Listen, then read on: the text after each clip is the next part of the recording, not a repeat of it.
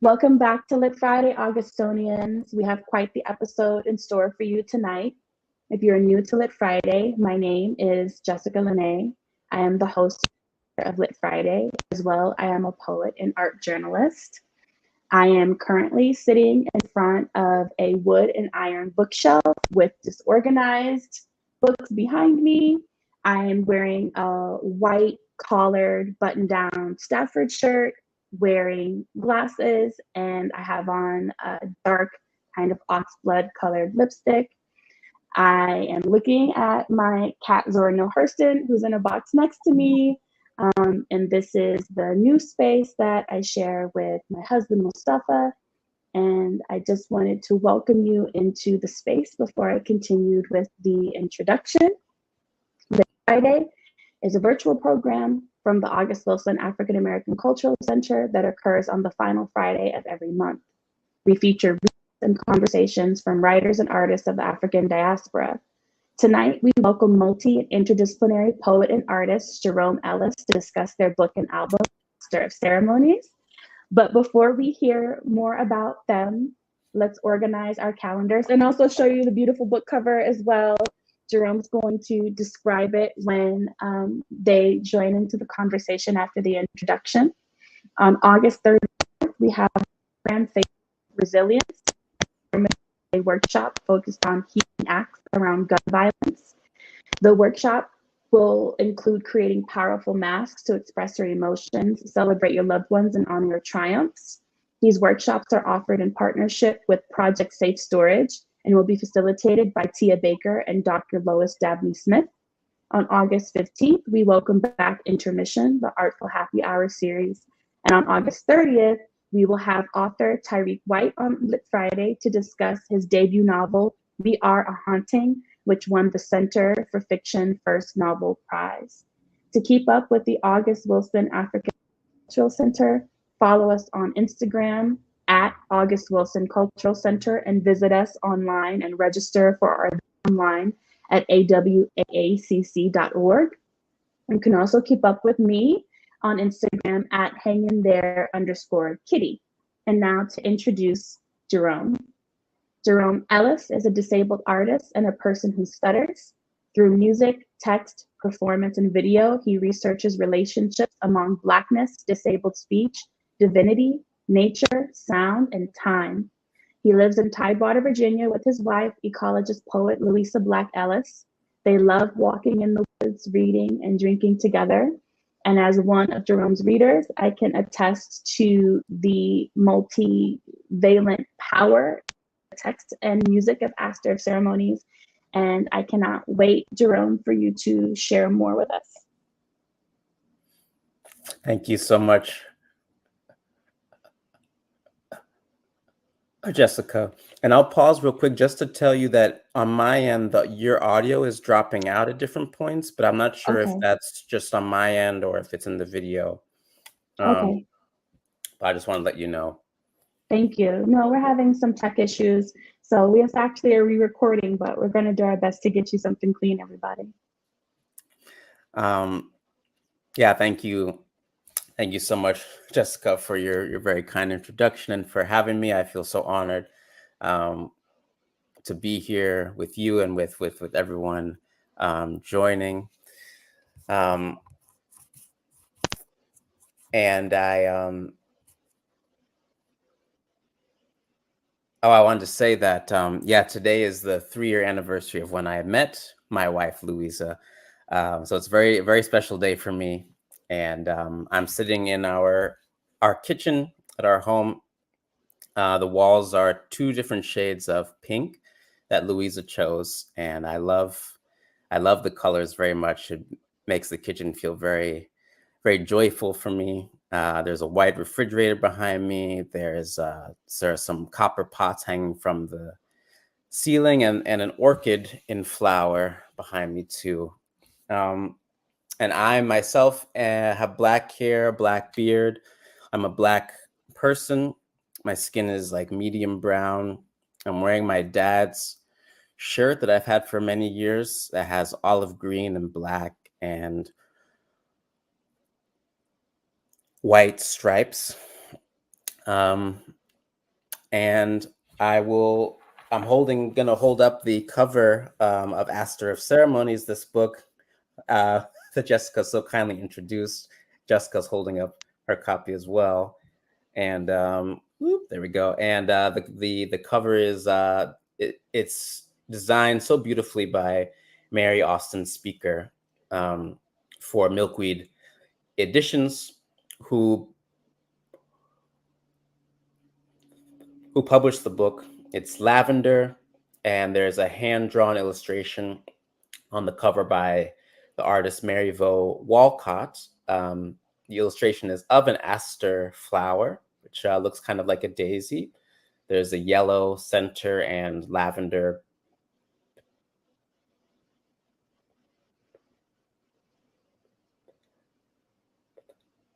petals and green leaves, and the words Aster of Ceremonies, Poems, Jerome Ellis appear in black on a white background. So I'll just read a little bit of an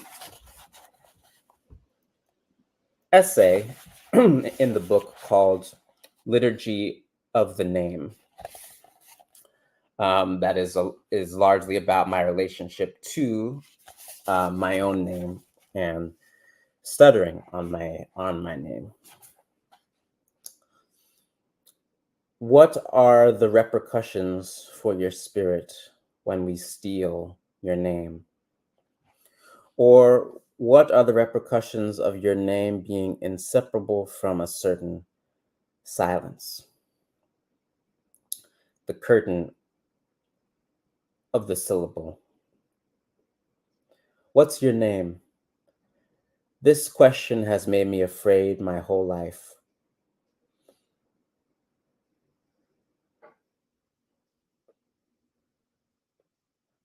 But over the years, after thousands of glottal blocks on my name, I've been led to a grove of unknowing.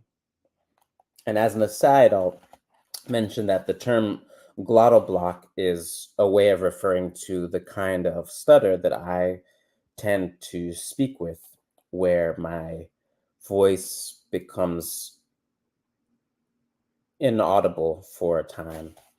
And I like to think of it as like a river. My voice is like a river going underground while I'm stuttering. What is my name? How should I spell it? Did I consent to be baptized? Were those baptismal waters disfluent? Does my name preserve this perfect disfluency? Another aside, the word disfluent, for anyone who might not be familiar, can refer to ways of speaking like stuttering,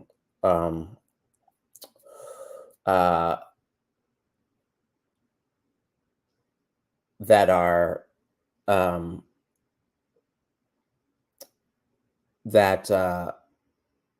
the ways of speaking that can be disenfranchised or discriminated against because they don't follow dominant rhythms of speech. Aphasia as well, Tourette's, and other forms of speaking. Were those baptismal waters disfluent? Does my name preserve this perfect disfluency? I skip the crack in the sidewalk. I slip out the back door of time. Strip me of my name, all my mothers and fathers, forever. Lead me to the threshold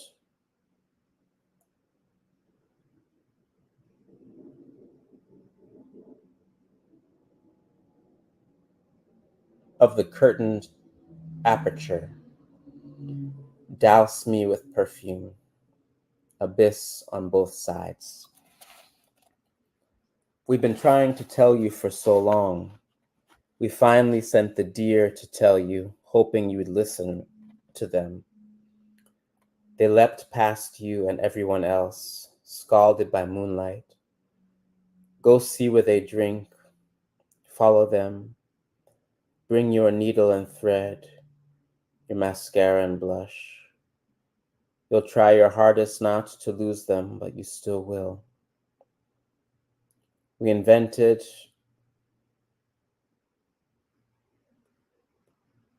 patience. Go see where they drink. What color are their tongues? Do you fear illusions? I cannot hear them. If we fashion a new silence for you to wear on your breast, will that help? The brook is crooked. Drop this book into it once you've learned these words by heart. Hurry slowly.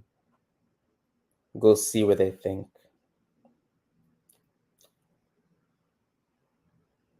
Perpetual ardor. What might a baptismal melisma sound like? There's a footnote here that reads, melisma refers to when a singer sings more than one note per syllable. See Aretha Franklin's performance of Amazing Grace on her 1972 album, Amazing Grace. Or a melismatic baptism, a page illuminated by a melismatic lamp.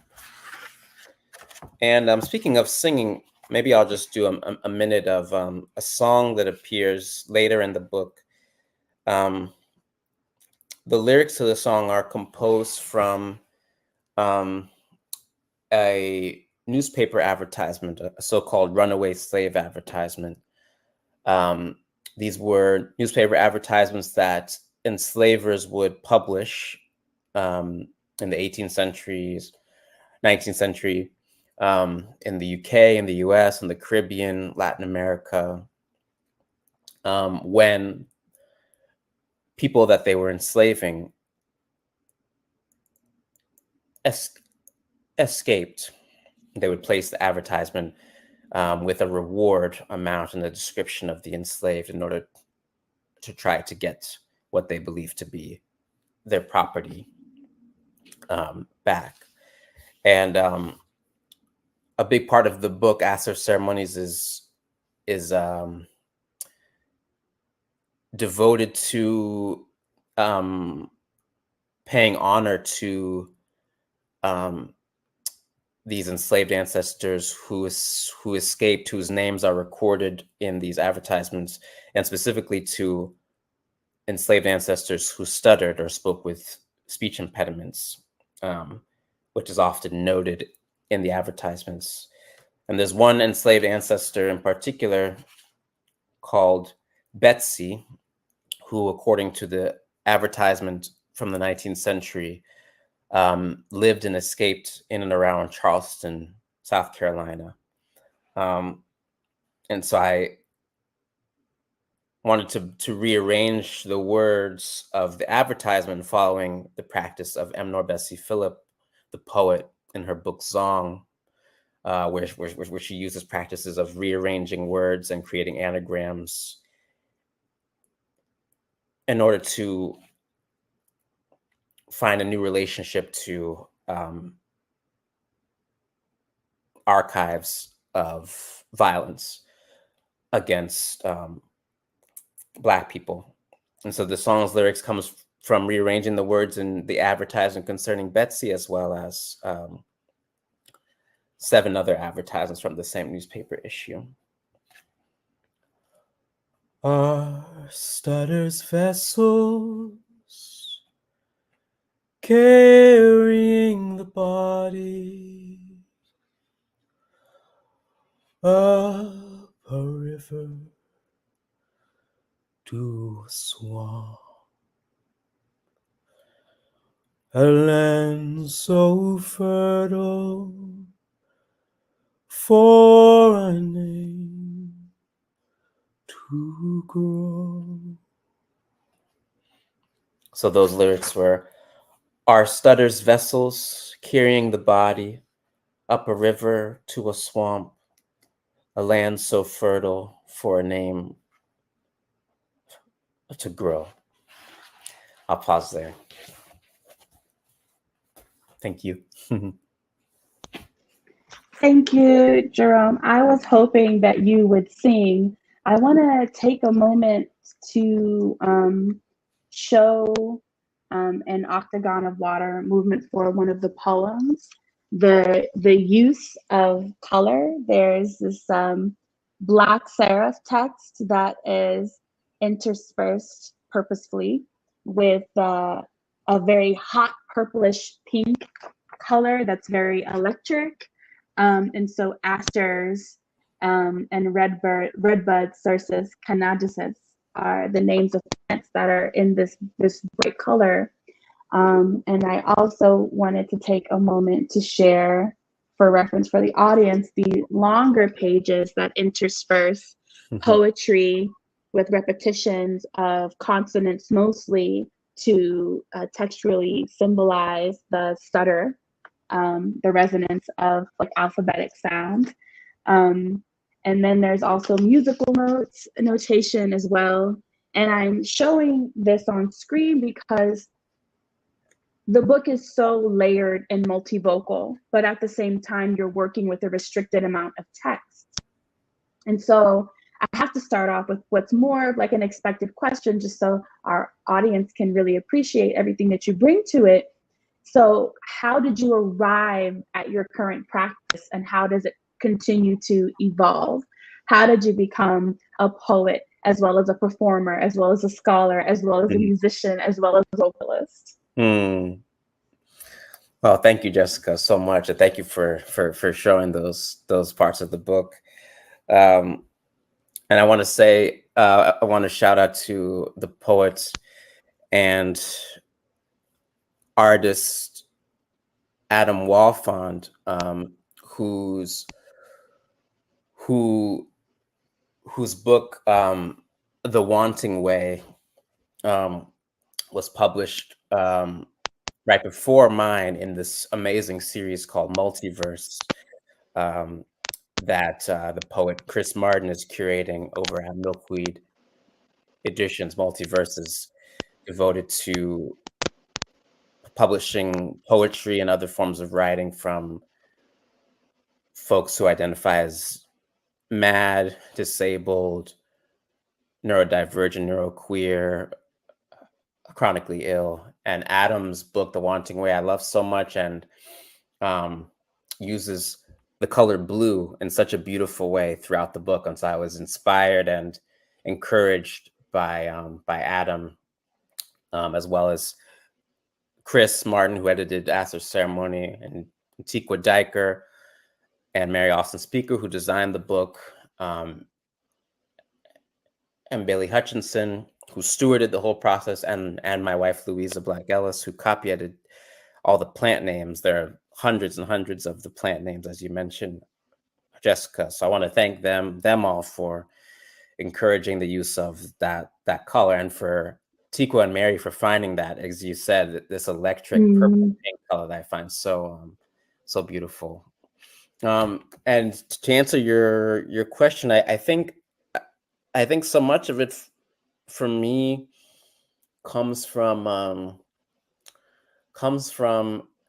my family, both my brother Kelvin and who is himself an amazing artist, and my parents, for I think really encouraging me from being a very young child to follow my nose and to pursue whatever creative outlet and medium I was drawn to. I felt so encouraged from them from such a young age, and the public school system also in Virginia Beach, where I grew up, similarly was like so open and so supportive of creative expression across um, the borders of disciplines, and for me, encouraged a healthy skepticism of those borders. And I mean, there's so many people to credit. I would also credit the when I lived in New York City, when I was in college and for some years afterwards, um, my dear friend James Harrison Monaco, himself an amazing artist, introduced me to communities of experimental theater artists, and those communities really were so committed to and so supportive of expression, again, across music and text and performance, movement, and I am so grateful to have been welcomed into that community. So yeah, so there's so many people have for so long encouraged that, to where I have felt very, very free to not feel restricted to certain mediums. And my brain, I often experience shame at how scatterbrained I feel. I feel that it's very hard for me to focus in certain ways, and it's been so much communities of disabled crip folks who have taught me to love my brain, and to um, to feel confident that the way I am approaching creative expression is worth doing and worth honoring. So yeah, I thank all those people.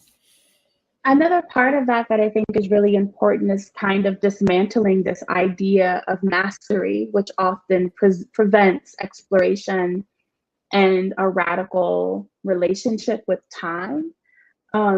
Could you say more about how you relate to this idea? Because I think that in our American context, when someone publishes a book or they do an album, people have this idea of mastery that comes to define it, especially according to the rubric, seems successful, right?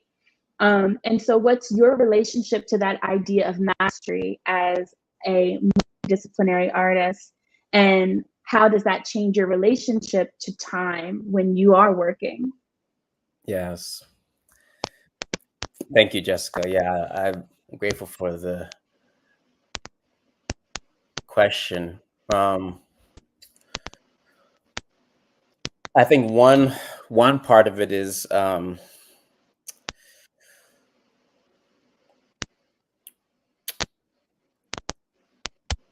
one part of it, I think, arises from my relationship with my stutter. The title of the book, Aster of Ceremonies, of course, is oh.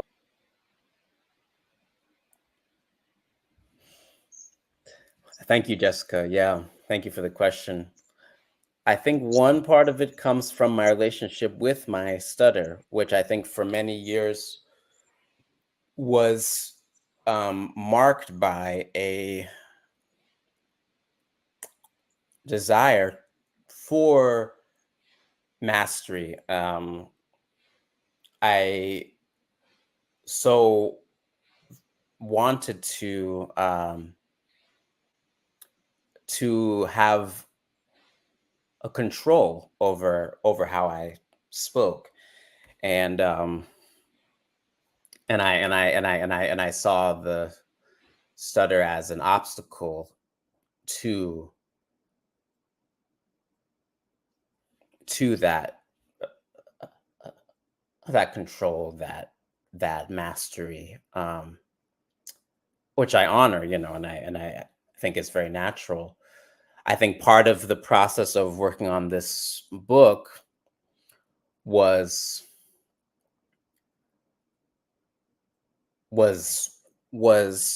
asking,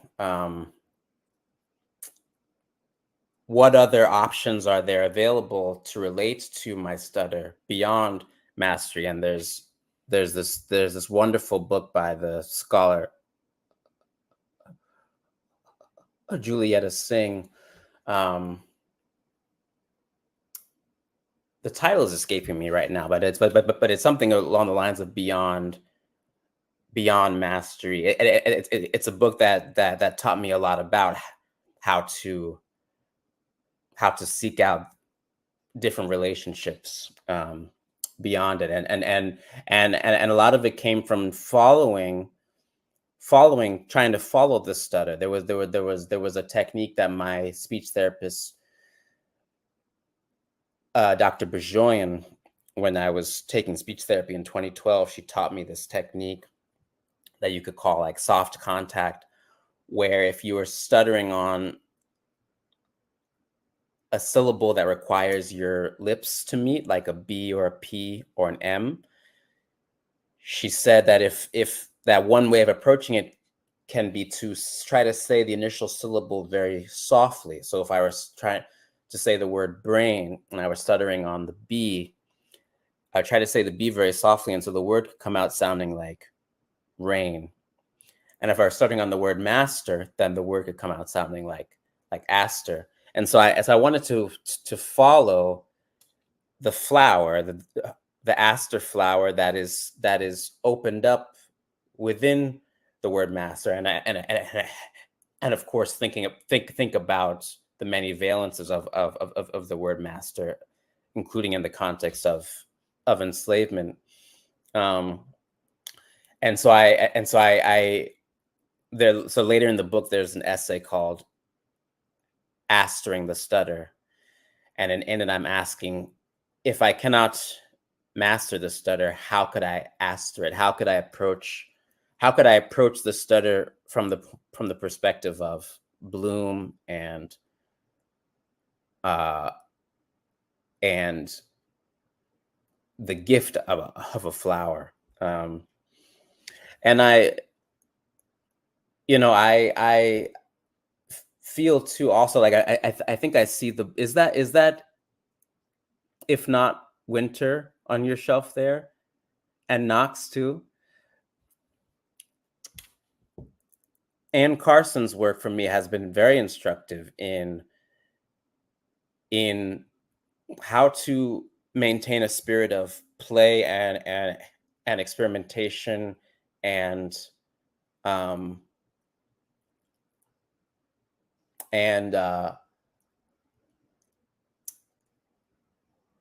like an openness throughout one's life as a human being and as an artist. I admire her work so much. I remember seeing her give a reading once, and it was just like it felt like she was like taking us on a journey into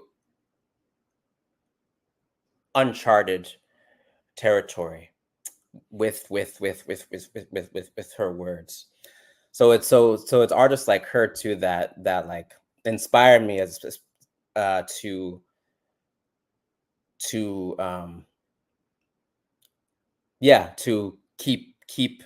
keep living in a spirit of play and experimentation, and again seeking relationships to just living outside of mastery and control and the sense of something being complete. Because the last thing I'll say is also because I feel like so much of what I have been taught by for example someone like the historian Saidiya Hartman, for example, in her book Scenes of Subjection, is she teaches me a lot about how how certain certain conventions and expectations and habits and structures around mastery are, so deeply rooted in white supremacy. Like there's this part in the book where she's talking about how after the Emancipation Proclamation, there were these books, these like manuals that were written that had the purpose of like teaching Black people how to be free individuals, of course, modeled after a white, a patriarchal, wealthy model of being a human. And that comes to mind in your question, because she teaches me to be skeptical of when I feel the imperative to act in a certain way, or to produce in a certain way, or to relate to creativity in a certain way. So, yeah. Oh, I think you're muted, Jessica. When I was reading and listening to your relationship to the stutter, repetition, the glottal block, the pause, it reminded me how much of an experimental space even the most traditional of poetry is, because you can have the form as a direction, of course, but your emotions and your thoughts, right? Those are usually the things that end up being edited later. And so you can't really kind of predict what's going to come forward when you're writing against a form or a challenge. And so oftentimes our bodies end up being the form that we're writing in when we're being poets. But Aster was making me think about the stanza in terms of like the poetic space of a room, a line break, an absence, a pause, a reflection. And there seems to be a space in poetry that naturalizes against what our societal standards, expectations are. It's kind of like, no, this is where this lives, actually, right? This is where this became kind of practice and kind of this essence of like repetition, but maybe not, especially when we think about poetry and the market. And so it's like liberatory, but it's also this space that just kind of arises, right? Aster really pushes the reader to share that space with you, and involves the reader in finding a path to purposefulness, right? When allowed to be a witness, right, to the expression itself. And so I wanted to ask you more about your specific relationship with poetry as an experiment in and of a almost 4,000 year experiment that we've been doing as humans, and the spaces that it does and does not provide you. In practice, in terms of market, but also as an artist. Yes. Yeah, thank you, Jessica, so much. Yeah, and I think that's so wise what you say about the body as the form. I think that's I never thought of it like that, and I think that's so true. I think with Aster, there's two things that immediately come to mind. One is really the book as so much like a document of me being a student of the poet Eleanor Bessie Phillip, as I mentioned earlier, particularly her book Zong, which for anyone who might not be familiar is a book of poetry that Eleanor Bessie Phillip published in 2008, where she takes a 2-page legal document, the record of a case from the 18th century that concerns a massacre of Africans aboard a slave ship. And the legal cases between the ship captain and the ship owner, and they're suing each other over the insurance claim, as they're claiming that the people that they murdered are cargo, and that they're arguing over the money and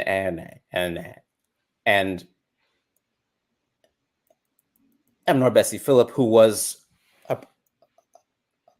a practicing lawyer as well as a poet earlier on in her life, she asks, as she says, she asks, how do you tell the story that can't be told? How do you tell the story of this horrific event when the only written documentation, primary document, is this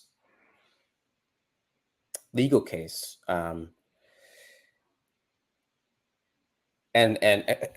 So she, as she says, she locks herself inside of the text, inside of that 2-page legal document, and creates this whole book of poetry by rearranging the words of the text and creating anagrams of those words. And I was reading and studying this work in 2020 when I first came across this archive of again, so-called runaway slave advertisements that concern Black folks of all kinds, including Black folks who stuttered. And I was wondering, because her practice, like it felt like a specific form, in that it imposed a constraint. Again, as you said, Jessica, the body as the form. In the case of Zong, it felt to me like the form is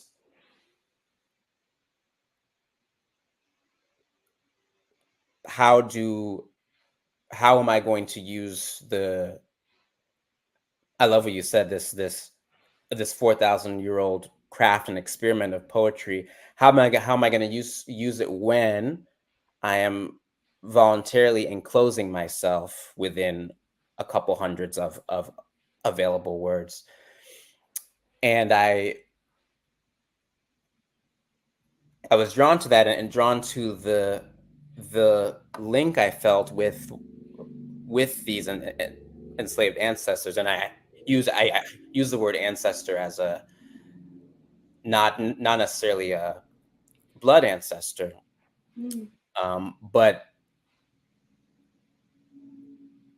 when I started reading these advertisements, and I would see the name of the enslaved, and of course the documents are so focused on the violent impulse to recapture them, surveil. And at the same time, I was like, that there are their names. There is the phrase that they stuttered. There is a description of what they're wearing, and I felt a desire to form some kind of a connection or relation with them, which has been part of a larger project just in my life of relating, no longer relating to my stutter as something that I want to get rid of, but relating it as an heirloom, as something that I've inherited, something that I can cherish. I inherited it from my mother, who is a Jamaican, and she believes that it came through her mother's side of the family. So I've been wanting to be in ancestral relation with the stutter. So all that's to say is that then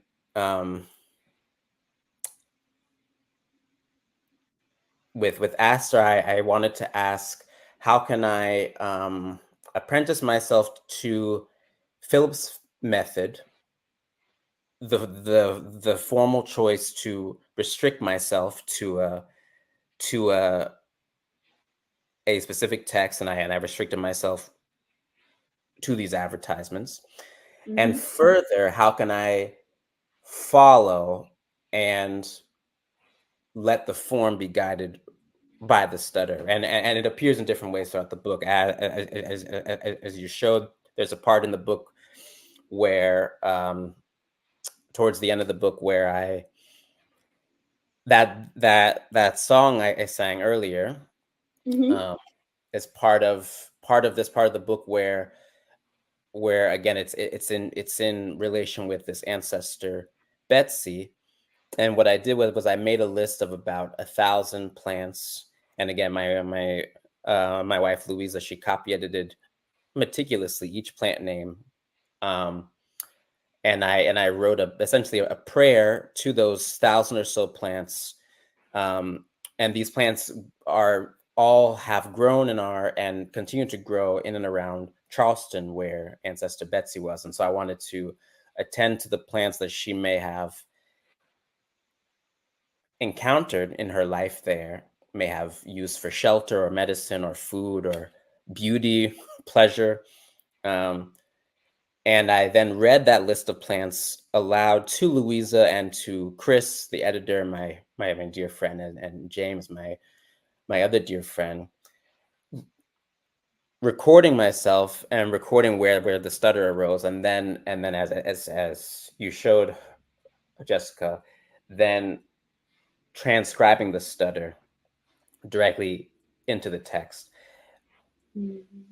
as again the form, that the text is led by the stutter, and a lot of this is also informed by Eleanor Bessie Phillip. She has a poem where she writes about the mother tongue and the father tongue, and she helps me think about if my father tongue is English, the colonial language that I've inherited, my mother tongue is my stutter, not only as something that I've literally inherited from my mother, but the way I relate to my stutter is also as a kind of memorial for the African languages that have been taken from me, that I like so many people in the African diaspora don't know what languages my African ancestors spoke. But when I'm stuttering in that space of the silence, for me, it's a kind of silent witness to those languages.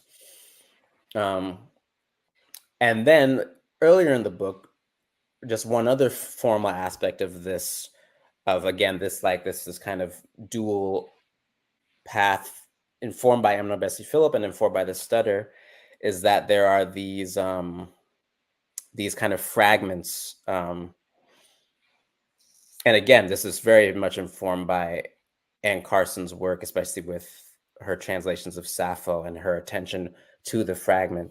But, so, the word vessels, for example, shows up a lot in the advertisements because there's often a warning at the end that forbids masters of vessels, so ship captains, from harboring the enslaved who has escaped. So the word vessel shows up a lot. And so if there was an advertisement for say ancestor Fanny, where it says that Fanny stutters when she speaks, and later on the advertisement says masters of vessels are forbidden from harboring her, then a fragment, again following Philip, a fragment that I might shape is our stutters vessels, and some more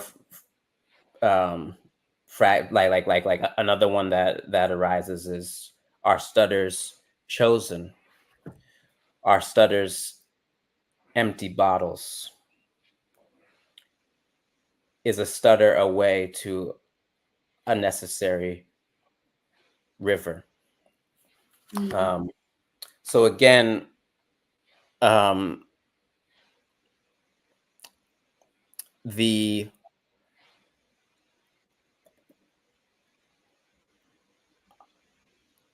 in this work, I wasn't attending